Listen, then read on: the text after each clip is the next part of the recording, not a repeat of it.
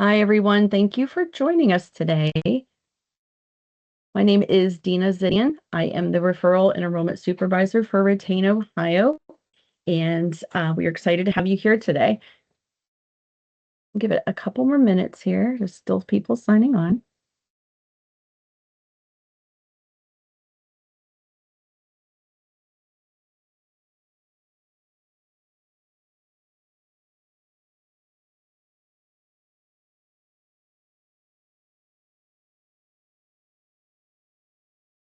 Letting people in as we speak. I'm going to stop sharing my screen for 1 second.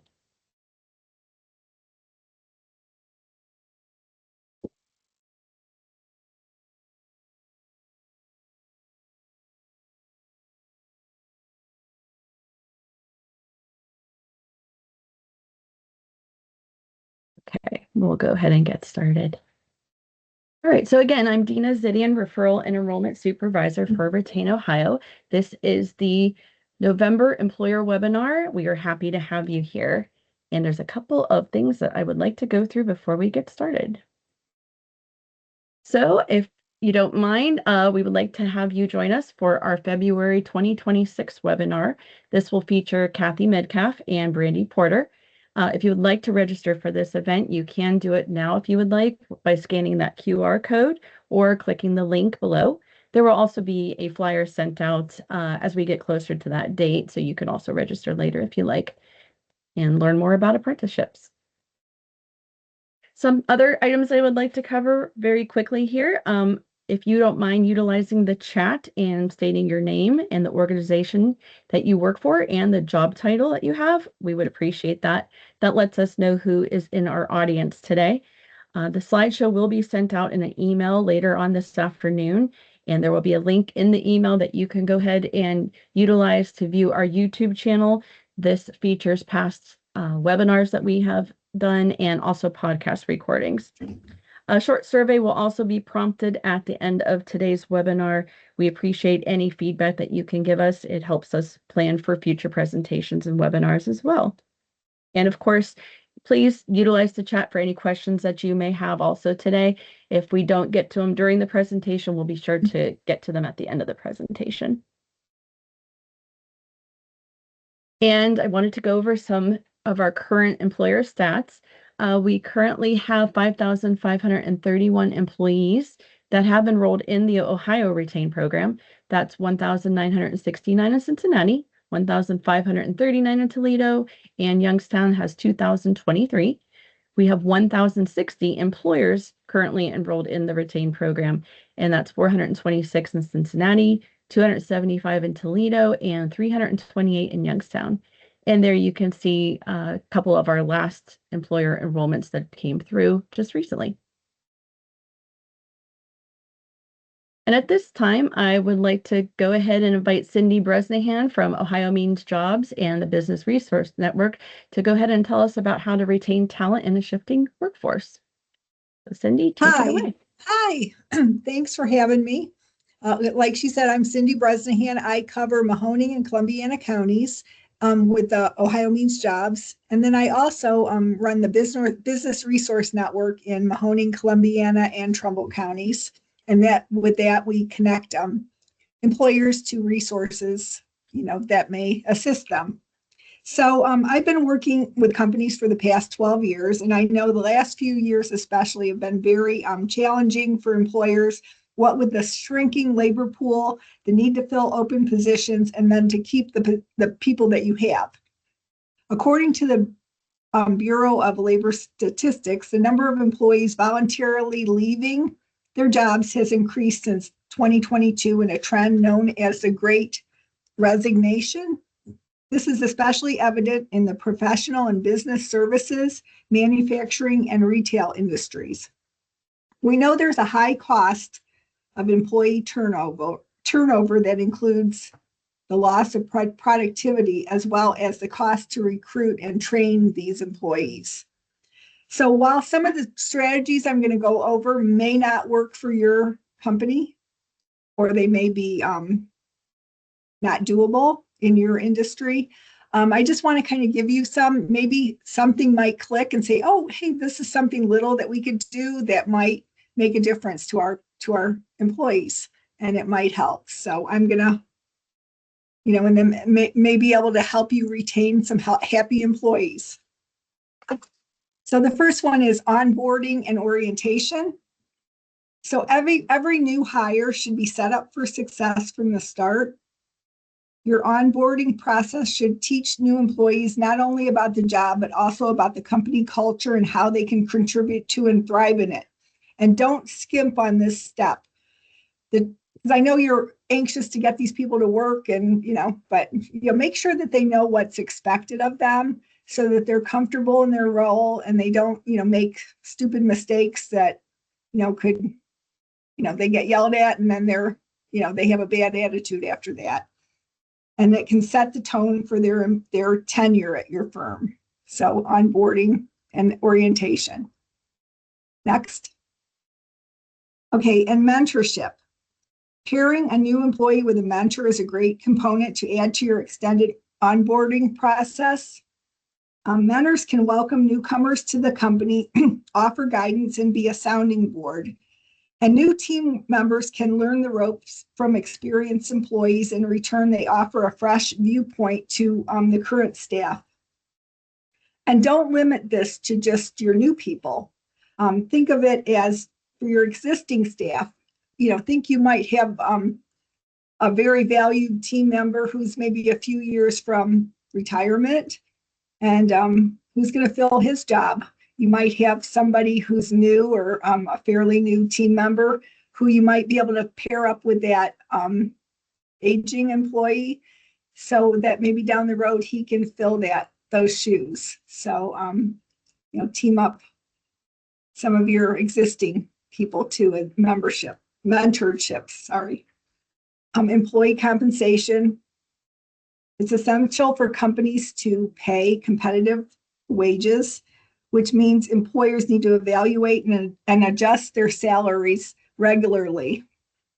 Even if your business can't increase pay right now, consider whether you could provide other forms of compensation, such as bonuses.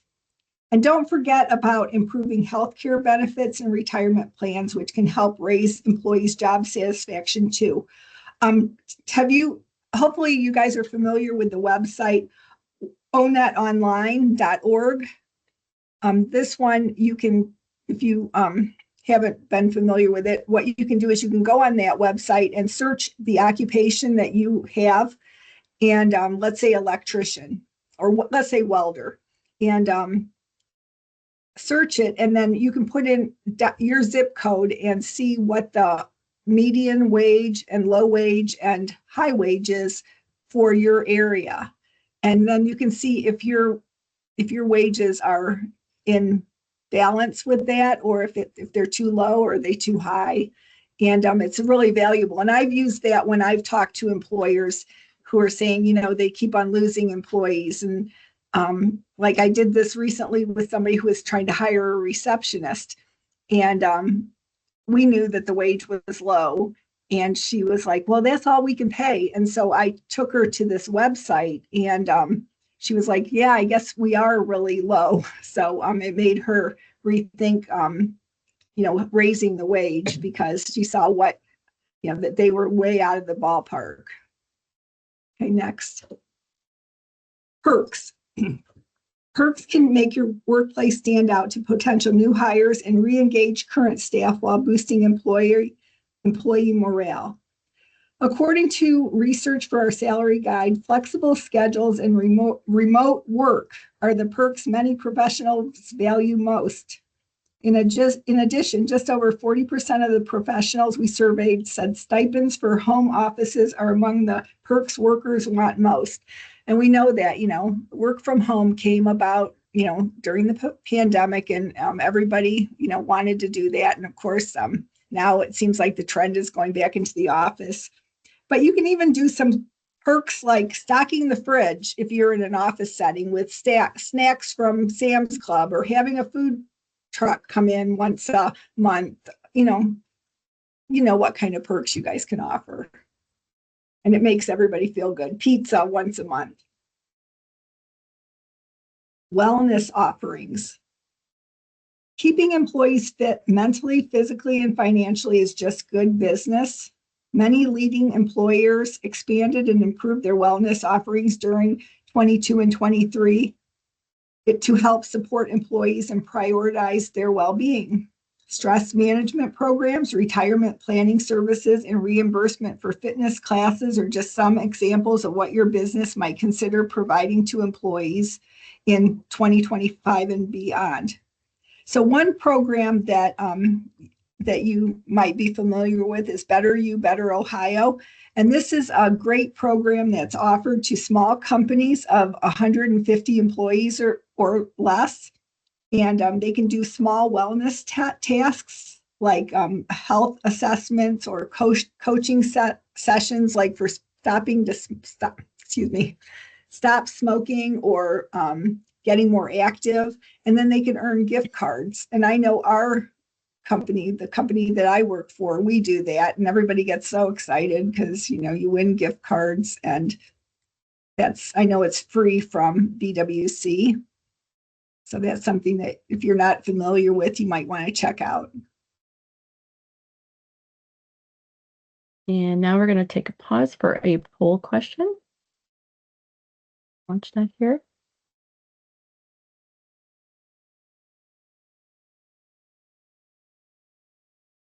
Okay, so what's the biggest factor affecting employee retention in your organization right now? And your choices are compensation and benefits, career growth and development opportunities, workplace culture and engagement, or burnout, workload balance. Take a minute to answer that question.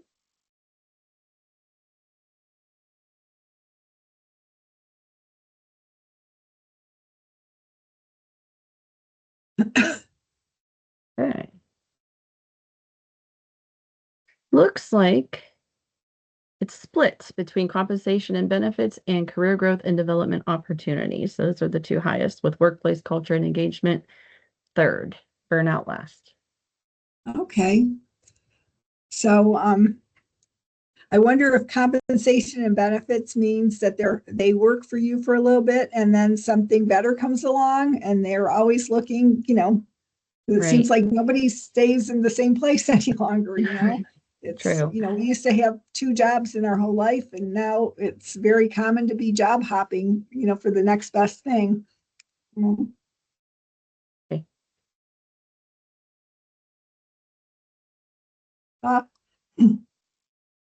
Communication.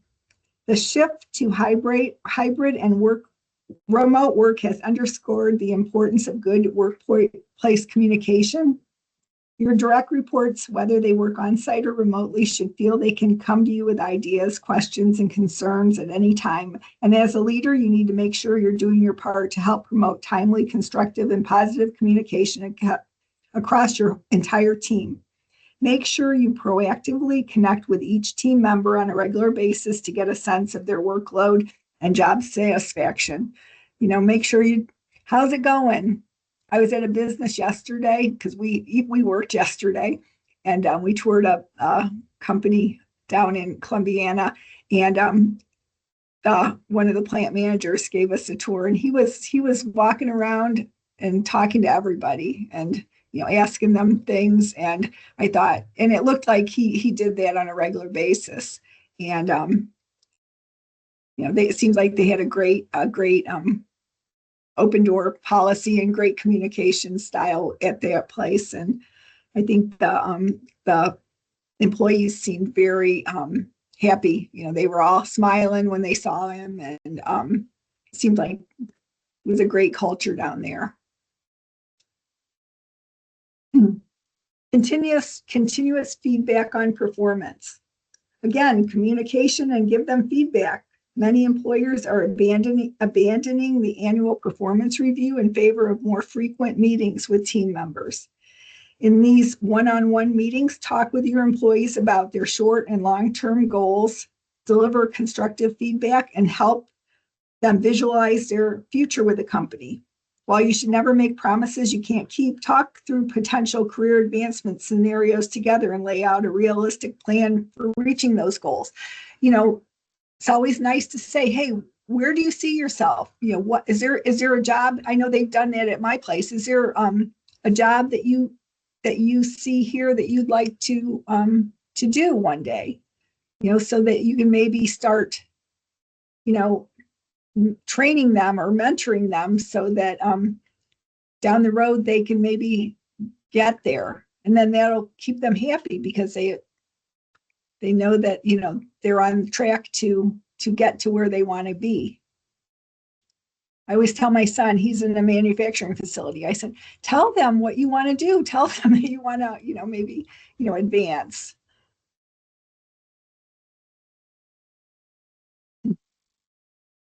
Training and development. As part of providing continuous feedback on performance, you can help employees identify areas for professional growth, such as the need to learn new skills. Upskilling your employees is especially important today as technology continues to change how we work. When people upskill, they gain new abilities and competencies as business requirements evolve. And so make it a priority to invest in your workers' professional development. Give them time to attend virtual conferences and provide tuition reimbursement for continuing education. One program that's great is Ohio Tech Cred, if you're not familiar with that.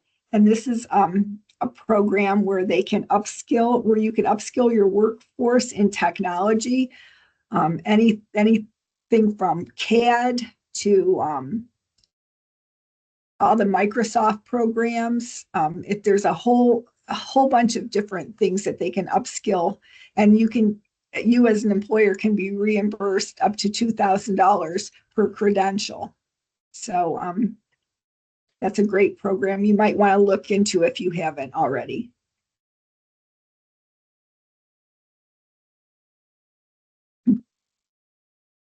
Recognition and rewards.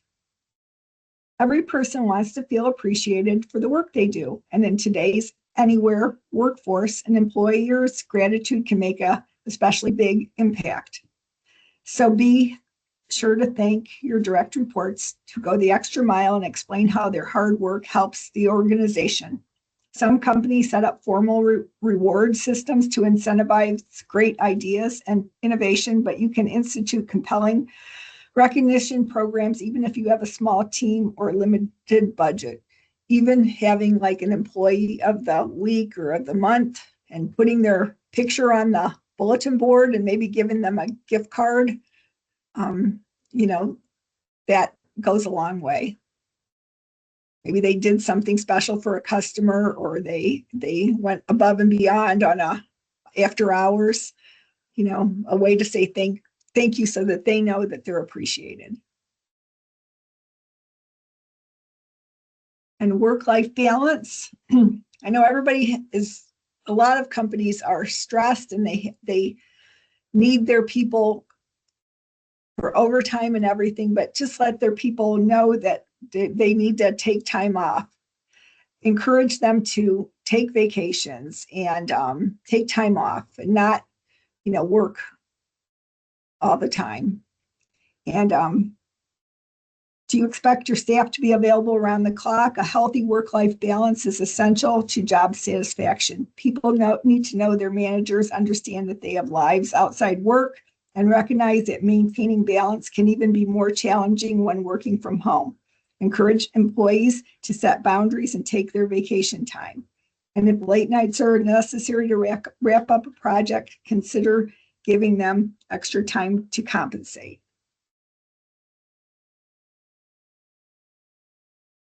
And it's time for another poll question. Everybody is ready. How would you describe your organization's current staff retention rate? Excellent. We retain most employees long-term. Good, some turnover, mostly stable. Fair, noticeable turnover, some gaps to address. Or retention is a major challenge, or unsure, not currently tracked. Give everybody a second to answer that.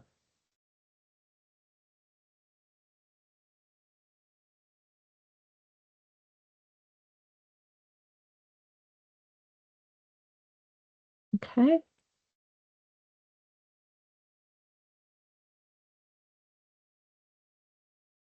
And it looks like 50% said good, some turnover, mostly stable. And then excellent and fair were tied for second place, Cyndy. Well, that's good. I mean, then you guys are doing something right. Great. That's good.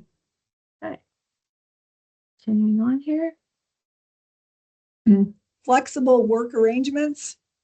Many companies understand that even though they have reopened their offices, employees still like to work remotely, at least part-time. And so not having that option might even spur employees to resign. A recent poll found that 58% of employees said that remote work was good and it helped them maintain an overall work-life balance. So think sooner than later about what you can offer your employees. If you can even have them have one day off a week. And again, this isn't feasible for everybody, but let them maybe have a more flexible time. And even for staffing your new employees in a maybe a full-time like factory or manufacturing facility where it's normally 40 hours, think about having more flexible schedules that way. I know of a company that has a mom schedule where the hours are 9 to 3, so that they're available to get their kids off in the morning and home before their kids get home.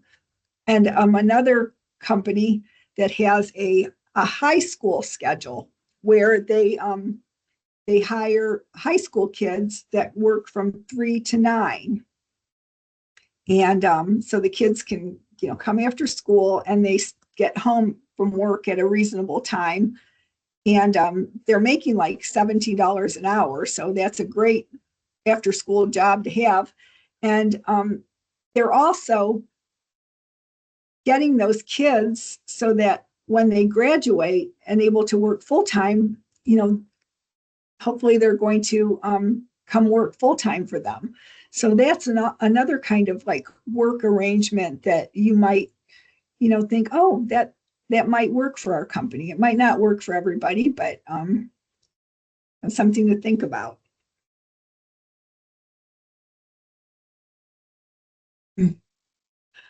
Effective change management. Every workplace has to deal with change, good and bad, and employees look to leadership for insight and reassurance during these times. We hate it when something's changing at work.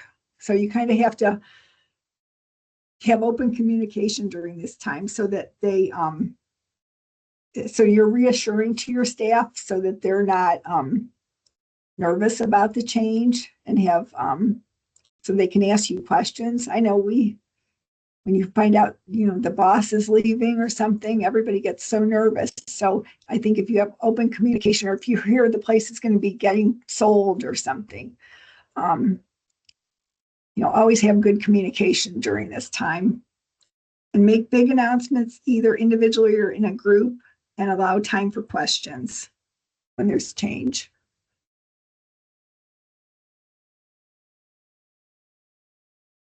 An emphasis on teamwork. You should encourage all your employees, not just star players, to contribute ideas and solutions, and promote teamwork by creating opportunities for collaboration, accommodating individuals' work styles, and giving everyone the latitude to make decisions and course corrections if needed. So take feedback from everybody, and encourage your team to do that. And acknowledge milestones, work anniversaries. This builds morale. I know one company that does, at the end of 1 year, they made a book, like on Publisher, of this person's first year. And everybody at the plant signed it. And the supervisor wrote a quick little note, and I think they even had something come from like the president of the company, so that and it was just something special. So it just acknowledged that this person had been there for a year, And, just something special. And I think they got like a $20 gift card to someplace, just acknowledging that they had made it a year there.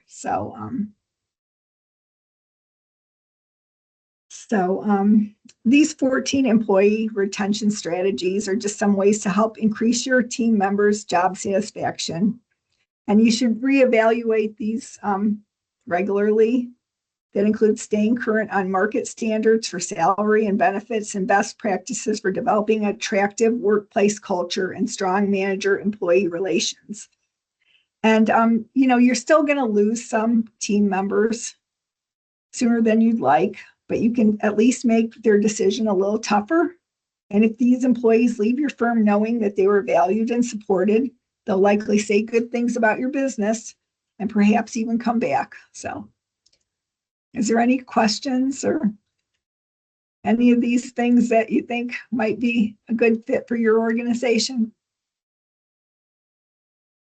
Cyndy, I was wondering if you would happen to know what is the average time frame a person stays at their position? Oh gosh, I have no idea, but I do hear from a lot of employers, especially in we mostly work with manufacturers. People come in if they are going to stay. If they're going to quit, they usually quit like in the first month. But if they stay the first month, then they usually are, going to be there maybe for a while. Gotcha. I mean, I get so many that, they stay for one paycheck, 2 paychecks, and then they're gone. And a lot of employers also are complaining about that. The attendance is just terrible. Right. They within the first week, they're already missing, Oops, sorry. I'm sure, you guys hear it all too. True. Okay. I don't see any other questions in the chat at this time. I'm going to go ahead and invite everybody to take our survey. You can either scan that QR code, or if you would like to click the link, that's fine as well. I can include this link also in the email that's going out later today, as if you would like to take the survey later on. And if you do have any questions, please feel free to reach out to myself or anyone on our team. Here's my contact information. And I appreciate everybody joining us today. Thank you so much.